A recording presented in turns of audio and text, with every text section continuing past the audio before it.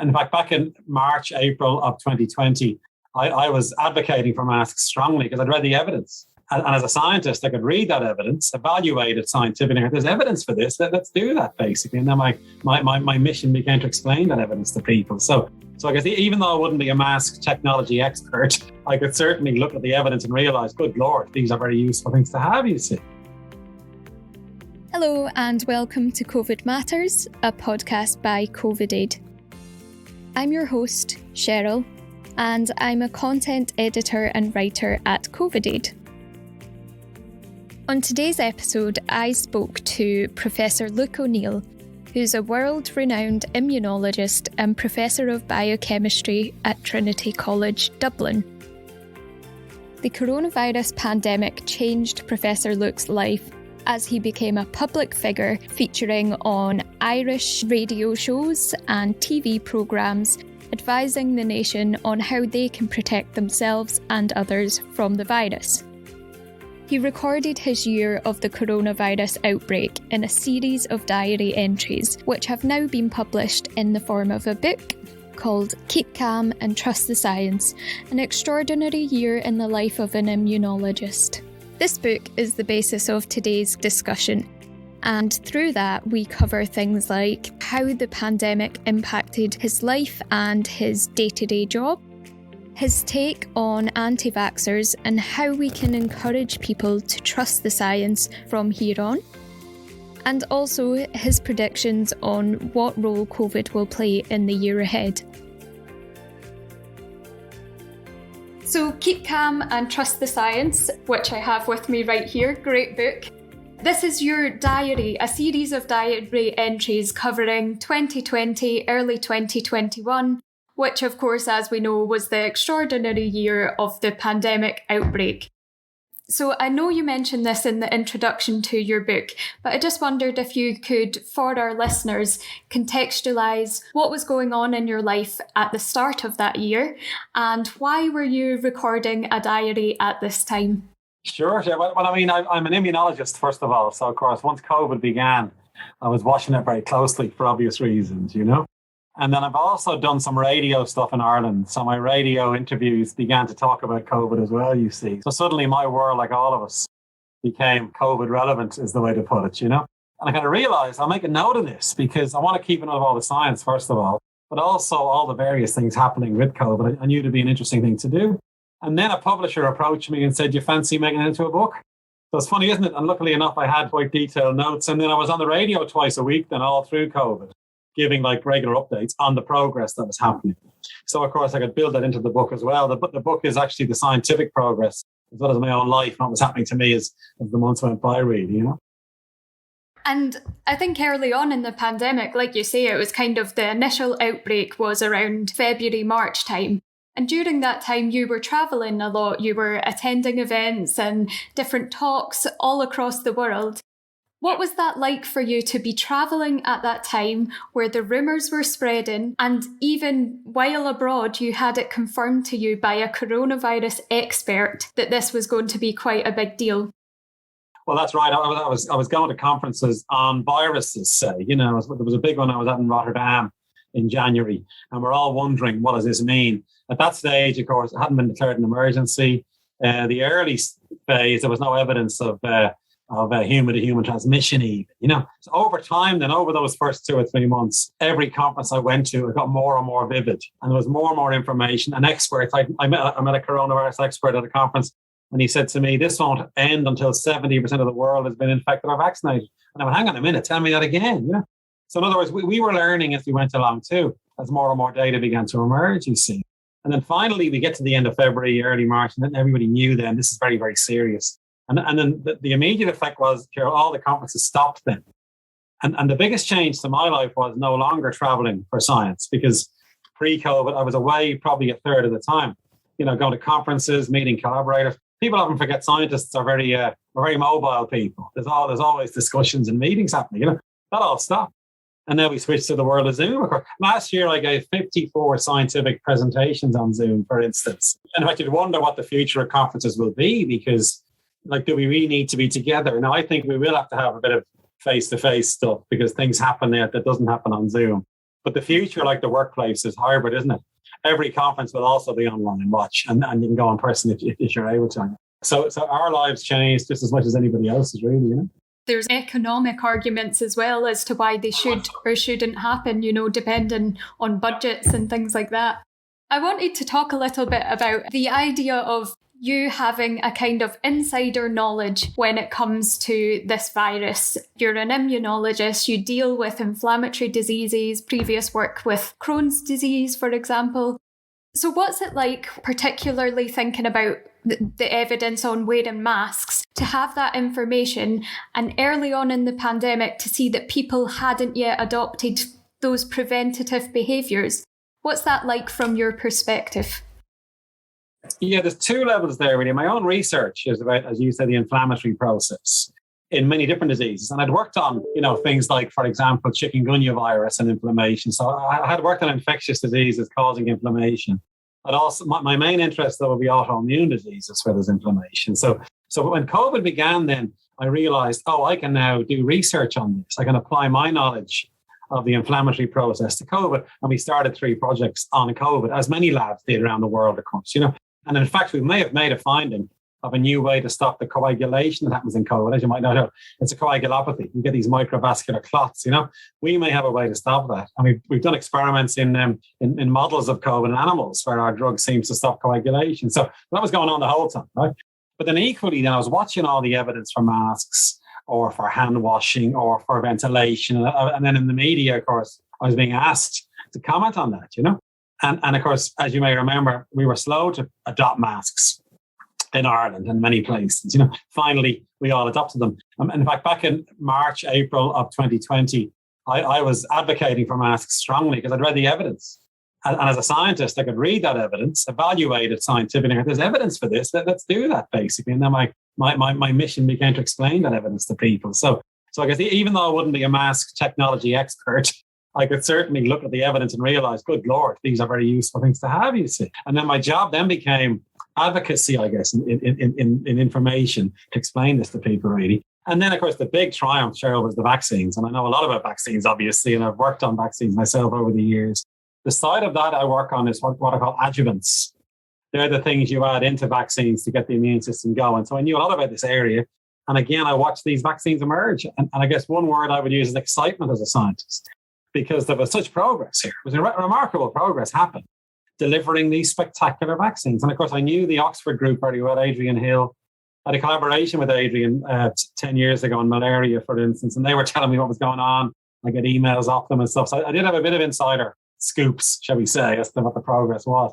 But for me as a scientist, to watch all this science emerge, and it was so compelling scientifically, that was a really thrilling thing to show science doing its job, is the way to put it.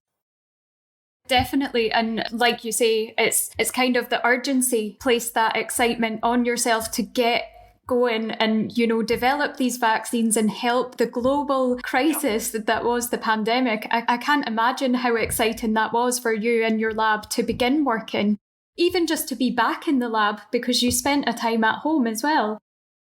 Right. Yeah, we were lucky. I mean, we everywhere shut down, as we all remember, but then we were designated essential workers because our research was on COVID. So our lab could reopen. I think probably it was towards the end of April, early May time. The lab reopens, 4 people allowed in initially. It was difficult because we had to observe various distancing rules and so on. Finally, by June, my entire team was back.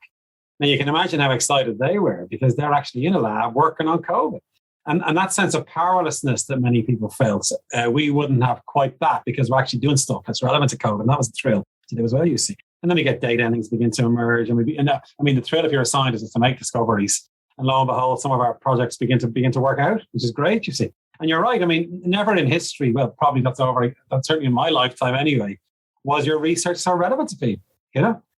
And the appetite for information was vast. And as you may have seen in the book, I was tormented by the media a lot. You know, they were always on to me. And I was quite happy to do it because why wouldn't we share information? I mean, I know this stuff as an immunologist. Of course, I would want to tell people, given the need out there for this information. So it became a kind of a privilege in the end to be sharing it with everybody, really, you know? Yeah, it's almost as if our celebrities of this particular era are the scientists, which is great because, like you say, it's all science, it's all research, it's all knowledge. So long may it continue. Well, I'll be happy to step back slightly, Shah, because it was very time consuming, remember, as well. I mean, I'm as relieved as anybody for me not to be in the media as much, you see, because that means the emergency's over, really. That's a good thing to celebrate in a way, I do want to touch on that. One of my questions was kind of around mental health, and you had a lot of exposure in the media with the virus outbreak to share information and what people can do to protect themselves. But within the book, you talk about days where you felt this fog on waking up and you kind of had to shake yourself to get up, to get out of bed. Some days where, like the rest of the public, you were just sick of hearing about COVID. So how do you deal with that?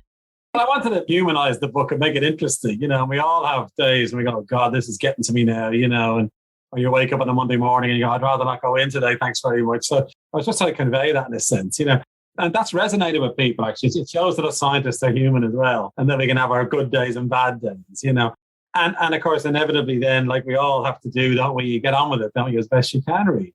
And the way you deal with that is you just get back up on the horse, get back into the lab again and carry on, you see. So, but you're right, though. I mean, there were times I was sick to death of COVID because it was just constant, wasn't it?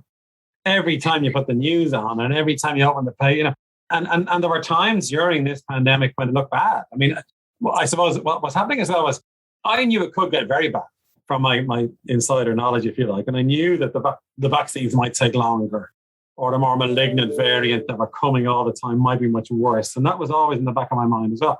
And I wouldn't say that in public because it was unknown, And the approach I kind of took was I will speak about stuff which I can stand over scientifically, you see. And secondly, whenever there's a chance to say things are bad, always say this is the way out of that. In other words, we're not helpless. And that was a very important thing I tried to do. And then that resonated with people because I think it's an example of how do you deal with bad news. You can say, oh, it's looking terrible. But if you follow the second sentence, but we're going to do this as a way out, then people have some kind of hope and encouragement, really, Yeah, it's great as well to spread that hope when you're turning on at 5 o'clock and it always seems to be the negative news. And that's how the fatigue, kind of national fatigue spread because no one knew what to do until the vaccines, thankfully, until they were launched. So in relation to your title of this book, which is Keep Calm and Trust the Science, what keeps you calm in a global crisis? There's various answers to that, to be honest. I remember reading recently the painter L.S. Lowry. Ever hear of him? He was famous for the Matchstick Men stuff. And someone asked him once, what do you do when you're not painting? He says, I'm thinking about painting. So that was good. So I am a professional scientist and I love my job. So strangely, I can relax by reading science because it might give me an idea or I'll see a new angle on something, and then I might think of something brand new. And that's quite relaxing. With an outside science, like all of us, I've got various hobbies, I guess. My big hobby is music, actually. So I'd often get the guitar out, and bash away at it for a while, things like that, you see. And then also, obviously, reading, and all those kinds of things, standard things like that. But music was always my number one relaxer. So I'd like to move on slightly to talk about advice, misinformation, and of course, the so-called anti-vaxxers. So you yourself, in the public eye, you had quite a few run-ins with anti-vaxxers. And unfortunately, there are people who still don't trust the science. Why do you think that is? It's a big challenge. The good news is, of course, how many have trusted the science. Certainly in Ireland, we got to 96% of our population fully vaccinated and boosted. Isn't that incredible? And the UK is similar. Around Europe, there's many examples of that. So thankfully, the vast majority have trusted the science and have taken the vaccine. And I was a big advocate for that, obviously, given my expertise, you see. Now, the ones who won't do it, it's a complex mix of reasons. Some don't trust governments. Some feel disenfranchised. Some really are frightened it's going to harm them, because they might have had a bad experience in the past. For some, it is political and they're just against these sorts of things anyway. Some think it's big pharma trying to manipulate us. All those things are going on as well, you see. But all you can do, you can never force it on people. I would be very much against any mandating of vaccines because that can backfire, a big negative effect. All you can do is give the other side, And I say, in my opinion, here's the evidence. And remember, all the evidence is there. Nothing's hidden. anybody can check out the safety and efficacy and effectiveness of these vaccines, you see. And when push comes to shove, I say every single health agency in the world says, please take these vaccines. And it's not for you, it's for the greater good action. Because the way to get rid of this virus is for have everybody take the vaccine. Of course, you'll benefit yourself as well. But don't think about yourself. Think about the community. That's all you can say. And some people go, oh, yes, I'll go with that. And some people don't. And there isn't much more you can do, really. Brings it straight back to the start where you spoke to the coronavirus expert who said the only way to get rid of it is to get a high percentage of people vaccinated. But you do mention it there, it is kind of political and something that causes a lot of confusion for many people. We get a lot of feedback like this, is why are certain countries doing it a different way? Why do certain countries approve the vaccines quicker than others? Why, for example, I'm in Scotland right now, we're still wearing masks, but across the border in England, it's no masks and you can walk around in public spaces without them. Why is that? Yeah, well, that's a good question. I mean, I think the trouble is governments have to decide what to do, you see. And governments differ in all kinds of ways, you know. And you need to be a political scientist, I suppose, to understand it. I mean, you know, in America, for instance, they're more into personal freedom. So therefore, they're inclined to approach things differently, you see. Whereas in Europe, we're inclined to be more about society, maybe. That's one possibility. Now, because people might disagree with that. But it's complicated, you know. I think in Ireland, as an example, they kept the pub shut here for a very long time, right? Now, there was uproar and the publicans were giving out and the bar owners. I reckon the Irish government knew the Irish people opened the pubs, they'll all go mad, you know, and it'll spread like wildfire. So maybe there was a cultural dimension there as well as to why that would have happened here and not in other countries, you know. But you're right, Scotland and Ireland and Wales were quite similar in our approach. England's a bit different. And that has to be political, really, you know, ultimately, you see. And then in terms of whether some countries are mandating vaccination, you see, and they've obviously got more control over their people and they're able to enforce that more. Other countries are more into personal freedoms and individualism, you see. So it's a complicated one, really. So in your opinion, there's no right or wrong. It's just a case of different countries are on different timelines and have different needs. The timelines are important. There are medical considerations and public health advice is important here. So in Canada, for example, I was in Canada 2 weeks ago, actually, they have a much higher hospitalisation rate. So now they're more careful. The pubs are still closed in Canada for that. That's one reason. Second, the vaccination rate is slightly lower. So again, the government might implement measures to control the virus in that environment, you see. So there's several variables at play here, really, you know. And then, of course, China responded quite aggressively to the pandemic.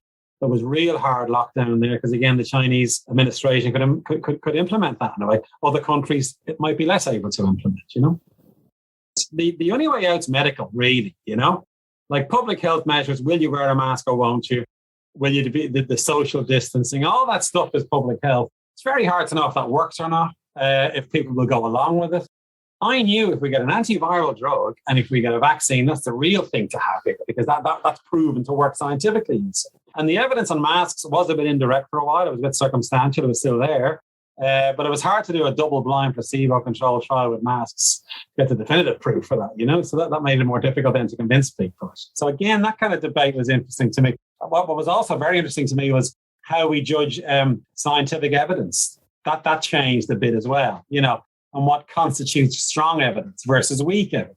Now, my day job is to evaluate evidence the whole time as a scientist, you know? And again, that began to come into the public debate, you know, and the public discussions around those things. And again, sometimes that's hard to pin down too. Yeah, I would say even my own experience, I've gone from reading journalistic articles and different magazines and publications, and now the things I'm reading are all preprint research science, which as someone who did terribly in science, but now to understand it, it just shows how accessible it is as a subject. And like you say, with the preprints, we all have access to the same information. It's just about what we do with that information once it's out there. That's right. And what's very important is reputable bodies, you might call them, giving their opinion, right? So in other words, in the UK, it could be the Lancet, or it could be the NHS, or it could be whoever, you know.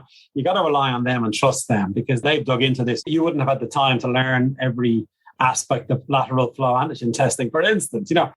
But yet, it was very good that it was explained to people very clearly as well, you see. So trust is a key sort of commodity during this, I think. And people have trusted the experts largely, which is great, you know. So moving again slightly back towards those who aren't completely on par with this information as it comes on, the book deals with trolling and the negative comments you've received through the media as a result of being a public figure.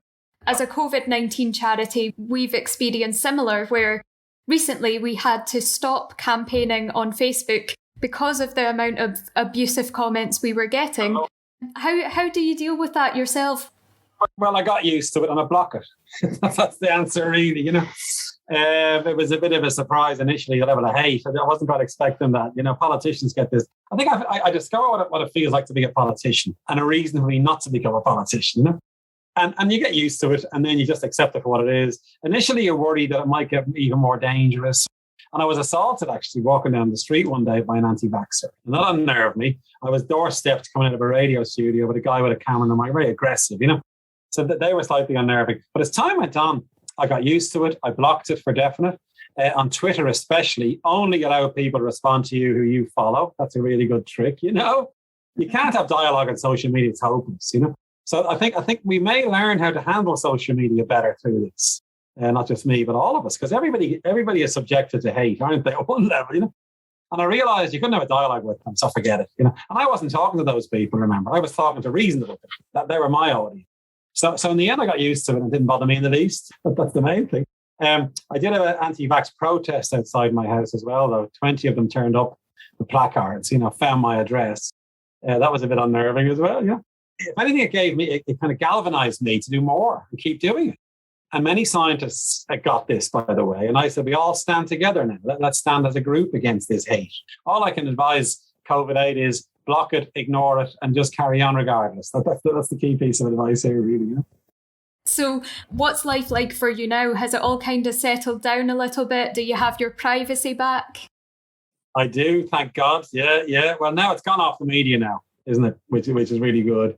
I always said when I disappear from the media, that I'll be as happy as everybody else will, because they're sick of seeing me. Because it's a good sign, because that means the emergency's passed, you know? So all it meant for me, the pandemic, really was doing an extra job during that time with the information and writing the book. I kept doing my other job as well. So it added more time, I suppose, for me to be working, if you like. But now I can focus more now on my own research more and more, which is great, really. So do you foresee that kind of continuing? You know, we're now in February 2022. What are your plans for the year ahead? How is COVID going to play into that? Well, no, I mean, my lab is just out the door here behind me. I've got 15 people in my team, you see. So I work with them the whole time. I sit with them every day. I'll be working with them more and more. I was anyway last year. So and now I can spend more time on that, really, or at least have less time to be annoyed by the media, shall we say, you know. That's good. The big change for me is back on the road again. So travel will start again. And I'm scheduled to go to 2 big conferences now in April. You know, I can't wait. Because a lot happens at conferences where you go to a talk and you get chatting to someone after in the coffee break, and all those bits you can't really get on Zoom. And I'm looking forward to getting back to that, because that makes it more fun as well, by the way. So I'm looking forward to restoring some of my travel again, like was there before COVID began. And how are things going in terms of COVID? We spoke a little bit about long COVID. Do you foresee that being a big problem for us this year? I do, yes, but it's not over yet, obviously. We've got to keep reminding people that we're still in the thick of it. And some countries are doing really badly. So it's not as if everything's great either. Things are looking good, of course, in Europe and other parts of the world as well, where it is becoming this more endemic type disease. We've learned so much in 2 years about this virus and about the immune system. We can anticipate things better. So there's huge grounds to say, look, the emergency has passed for us. There will be surges, of course there'll be spikes in cases. We know what to do. The bottom line is this is a preventable disease with vaccines, and it's treatable with antivirals. That's the current situation. We also know a lot about, say, for example, if you're an immunologist, the T cell response holds up against variants. So, of course, our next concern is, will a new variant arrive? And that is a real concern.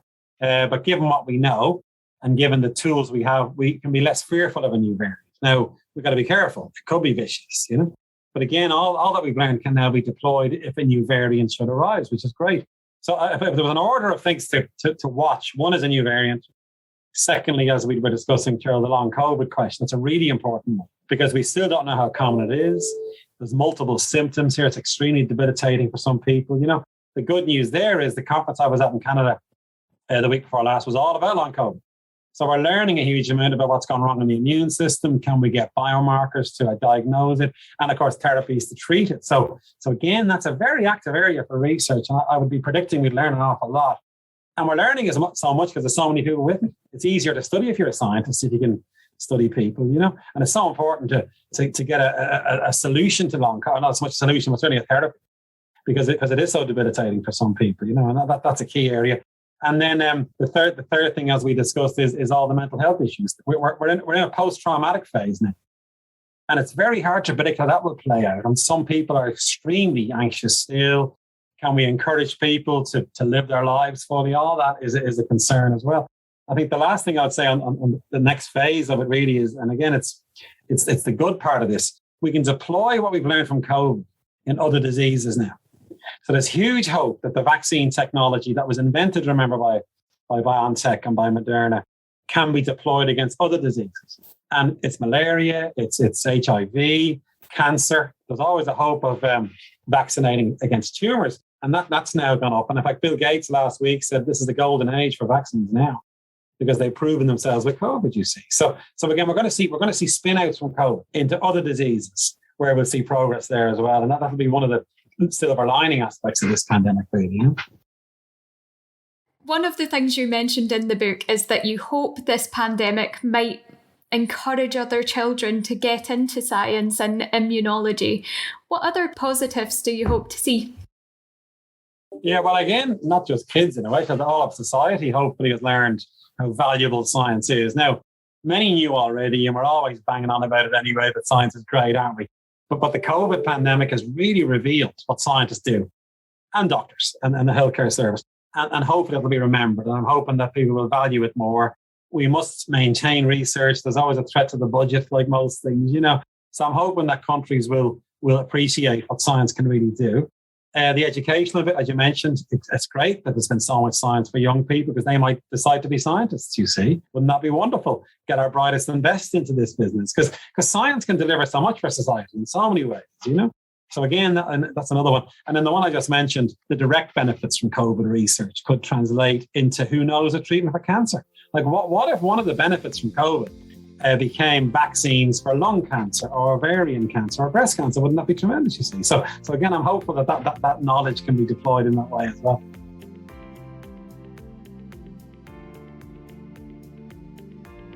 Thanks so much to Professor Luke for sharing his time with us today. I found it really interesting to hear his perspective on the turbulent few years we've had following the coronavirus outbreak. It's also reassuring to hear the positive outcomes we can expect from the pandemic. Science has come so far in such a short period of time, both in the way we publish and have access to research, but also in the speed at which vaccines can be developed. As Professor Luke says, who knows what other diseases this could help us treat in future. You can buy any of Luke's best-selling books online through your favourite bookstores and in selected stores across the UK. I encourage everyone to read Keep Calm and Trust the Science. It really brings back all the tensions and anxieties we experienced at the height of the pandemic, but sprinkled with some of Luke's good humour too. Please take a look at the show notes for links to our website and social media page. We are at COVID Aid Charity. And do like and subscribe to COVID Matters if you'd like to hear more conversations with experts. And let us know what you thought of this episode. Thanks for listening, and until next time, please take care.